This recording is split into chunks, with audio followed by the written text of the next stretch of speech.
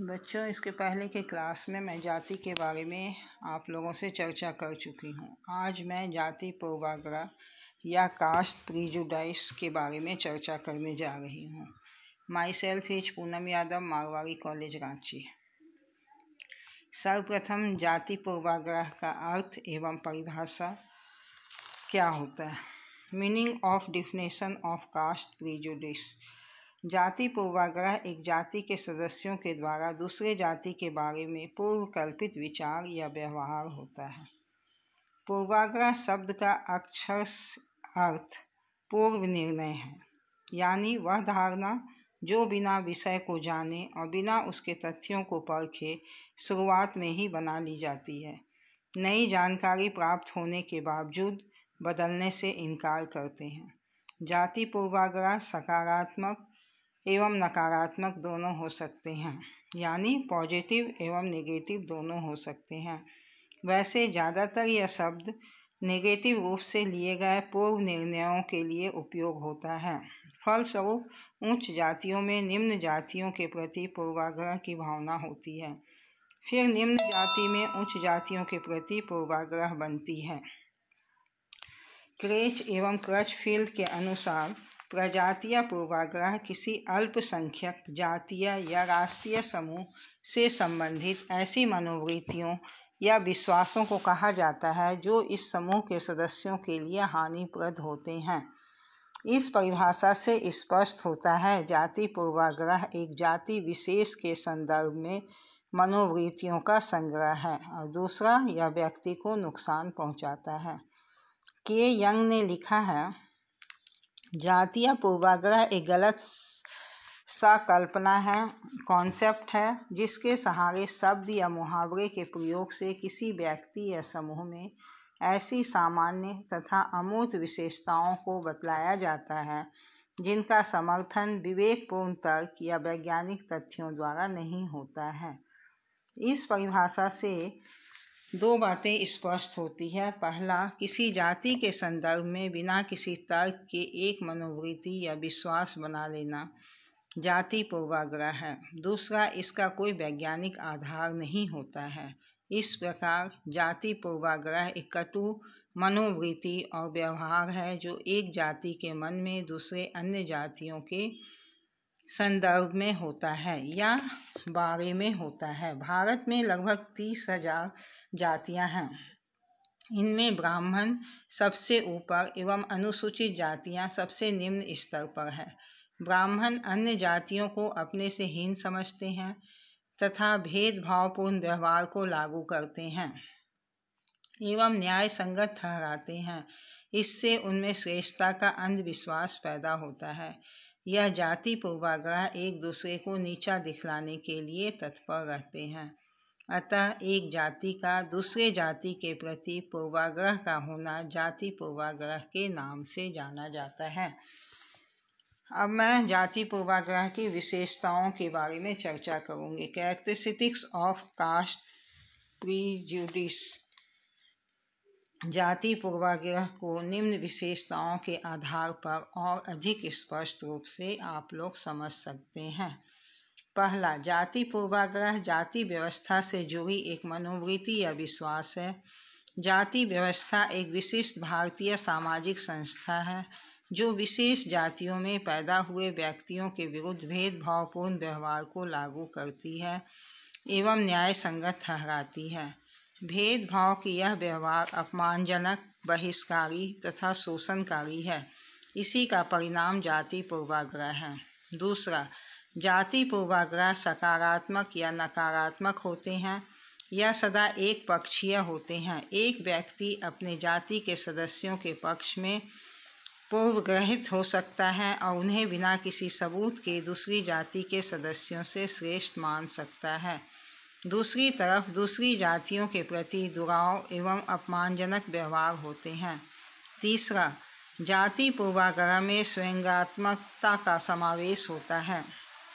यह एक मनोवृत्ति है जिस पर संवेगों का रंग चढ़ा होता है। यही कारण है कि उच्च जातियां निम्न जातियों को हे एवं निम्न कोटि का ही मानते हैं, चाहे वास्तविकता इसके विपरीत हो।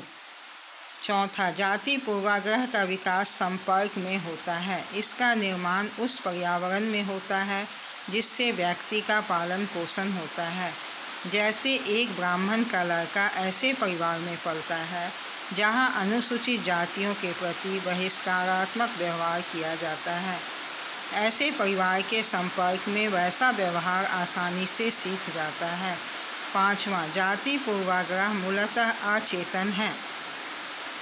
मनोवैज्ञानिकों का मानना है कि एक जाति के व्यक्ति जो इससे ग्रसित हैं उन्हें यह भान नहीं रहता है कि वे सच में इस रोग से ग्रसित हैं।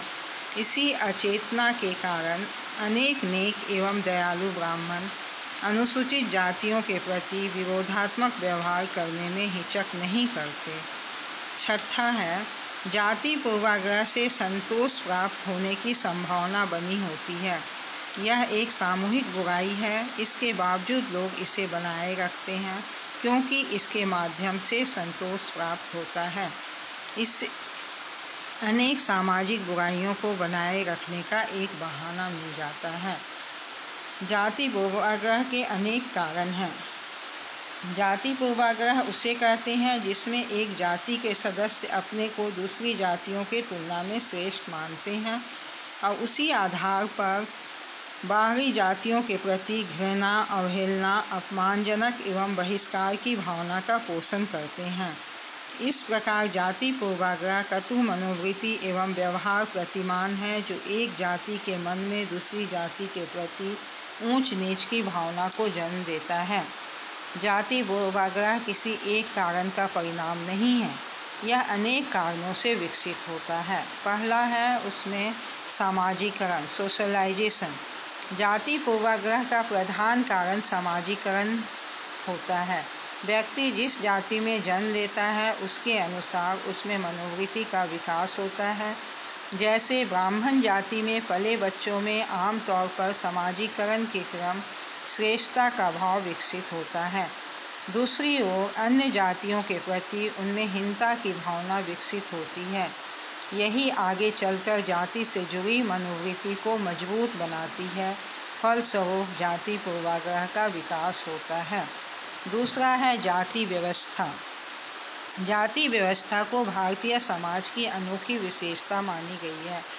इसका अनोखापन इस बात पर निहित है कि व्यक्ति को जन्म से ही उसका कर्म, हैसियत तथा पद निर्धारित होते हैं। इससे जाति व्यवस्था में ऊंच नीच का संस्करण देखा जाता है। तीसरा है सामाजिक दूरी। जाति पूर्वाग्रह के पीछे ऊंच नीच की सामाजिक दूरी होती है। वे जातियां जो अपने को उच्च मानती है वे अपनी सामाजिक स्थिति को बनाए रखने के लिए जाति का सहारा लेते हैं। वे जातियां जिनकी स्थिति निम्न होती है वे उससे मुक्ति के लिए जाति को मजबूत करते हैं। इस प्रकार जाति पूर्वाग्रह का विकास होता है। चौथा पॉइंट है सामाजिक निषेध एवं प्रतिबंध।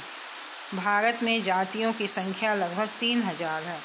उनमें आपस में रहन सहन, खान पान, विवाह, त्यौहार आदि में अनेक तरह के निषेध एवं प्रतिबंध हैं। इससे उनमें मनमुटाव बढ़ता है और एक दूसरे के प्रति पूर्वाग्रह का निर्माण होता है। अतः सामाजिक निषेध तथा प्रतिबंध जाति पूर्वाग्रह का एक प्रमुख कारण है। पांचवा है सांस्कृतिक अंतर, कल्चरल डिफरेंस। जाति पूर्वाग्रह का एक प्रधान कारण सांस्कृतिक भिन्नता है।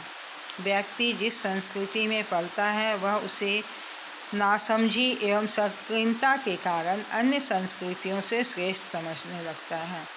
वह दूसरी संस्कृति को हे दृष्टि से देखता है। भारत में ब्राह्मण, राजपूत एवं भूमिहार आदि में श्रेष्ठता से ग्रसित होना तथा अनुसूचित जातियों के प्रति हीनता प्रदर्शित करना जाति पूर्वाग्रह को बढ़ाता है। छठा है जातीय संगठन एवं आंदोलन, कास्ट ऑर्गेनाइजेशन एंड मूवमेंट। जातीय संगठनों एवं आंदोलनों से जाति पूर्वाग्रह को बढ़ावा मिलता है। ये अपने अपने जातियों की शक्ति के स्रोत बन चुके हैं जिससे जाति पूर्वाग्रह को बल मिलता है। सातवां है निर्गुणताएं एवं विशेष अधिकार, डिसएबिलिटीज एंड प्रिविलेज। जाति व्यवस्था में कुछ जातियों ब्राह्मण, राजपूत एवं भूमिहार आदि को विशेष अधिकार मिले हैं। वहीं दूसरी ओर कुछ जातियां कुर्मी, धोबी एवं चमार आदि अनेक निर्योग्यताओं से बंधी होती है। ये दोनों ही तरह की जातियां अपनी अपनी स्थिति के संदर्भ में जाति से जुड़ी पूर्वाग्रह से बंधी रहती है। फलस्वरूप जाति पूर्वाग्रह को बल मिलता है। 8वां और लास्ट पॉइंट है मनोवैज्ञानिक कारण, साइकोलॉजिकल कॉज। मनोवैज्ञानिकों का मानना है कि व्यक्ति जिस जाति का सदस्य होता है उस समूह के प्रति अपनी अपनत्व की भावना का विकास हो जाता है। फिर यदि कोई अन्य जाति के सदस्य उस जाति से घृणा करता है और उसे क्षति पहुंचाता है तो व्यक्ति में उस जाति समूह के प्रति द्वेष भाव का आविर्भाव होता है। इसी द्वेष भाव के कारण जाति पूर्वाग्रह का निर्माण होता है। इस प्रकार जाति पूर्वाग्रह अनेक कारणों का परिणाम है। इसी तरह ऐतिहासिक कारण, आर्थिक कारण एवं भौगोलिक कारण आदि के चलते जाति पूर्वाग्रह विकसित होते हैं। आज का लेक्चर मैं ही समाप्त करती हूँ। Good bye.